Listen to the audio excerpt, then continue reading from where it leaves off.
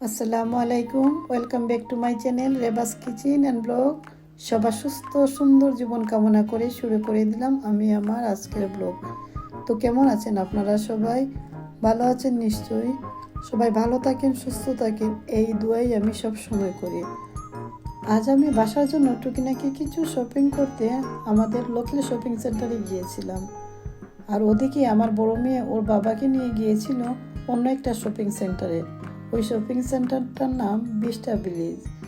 ও এখান থেকে আমাদের জন্য অনেকগুলো গিফট নিয়ে এসেছে, আলহামদুলিল্লাহ। আমার মেয়ে অনেক দিন ধরে আমাকে বলতেছিল, মামুনি পাপাকে নিয়ে আমি একটু শপিং করতে যাব। আমরা ছোটোবেলা কত অপেক্ষা করতাম পাপার ডে অফ হলে আমরা শপিং করতে যাব।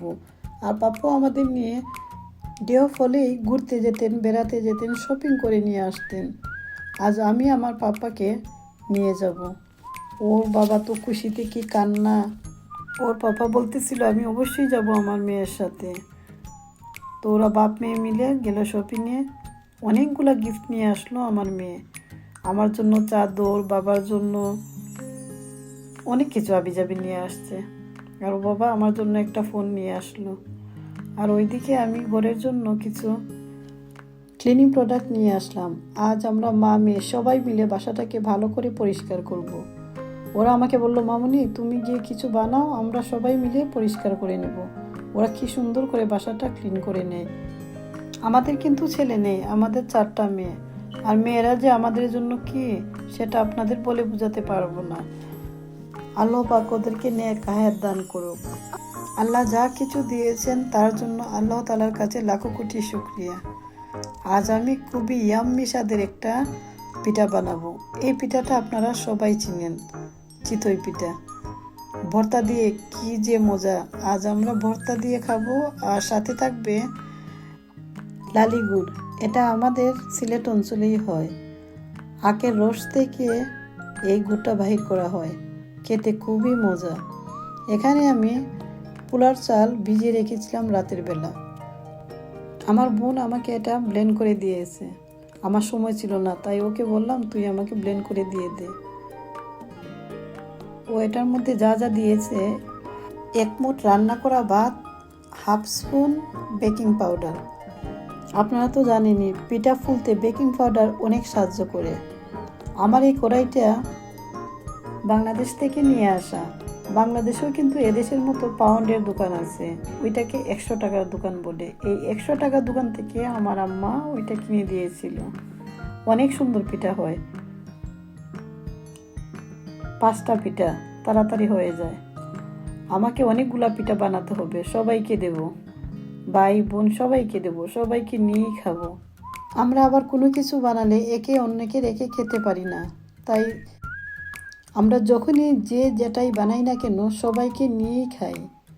কম হোক আর বেশি হোক, সবাইকে নিয়ে খাওয়ার মজাটাই অন্যরকম। এই তো আমি পিঠাগুলো বানিয়ে নিতেছি, আপনারা দেখতে থাকুন। অনেক সুন্দর করে ফুলতেছে। আমি যেভাবে বানাইতেছি আপনারা যদি এইভাবে করেন তাহলে দেখবেন পিঠাগুলো বানাতে এত ইজি হয়ে যায় আর খুব সুন্দর করে ফুলে। ঢাকনা দিয়ে ঢাকার পর উপর দিয়ে একটু পানি ছিটা দিবেন, তাহলে পিঠাগুলো ফুলতে পানিটা সাহায্য করে, মানে পানিটা ভাপে পিঠাগুলো ফুলে। আমি শিখেছি আমার আম্মা এভাবেই পিঠা বানাতেন। আপনাদের যদি আমার ভিডিওটা ভালো লেগে থাকে তাহলে প্লিজ অবশ্যই সবাই সাবস্ক্রাইব করে নেবেন। পাশে থাকা ছোট্ট বেল আইকনটি ক্লিক করে দিবেন, তাহলে আমি যখনই কোনো নতুন নতুন ভিডিও আপলোড করব সাথে সাথে আপনাদের কাছে পৌঁছে যাবে। লাইক, কমেন্ট এবং শেয়ার করবেন। সবাই আমার পাশে থাকবেন। আমি চেষ্টা করব আপনাদেরকে নতুন নতুন কিছু উপহার দিতে।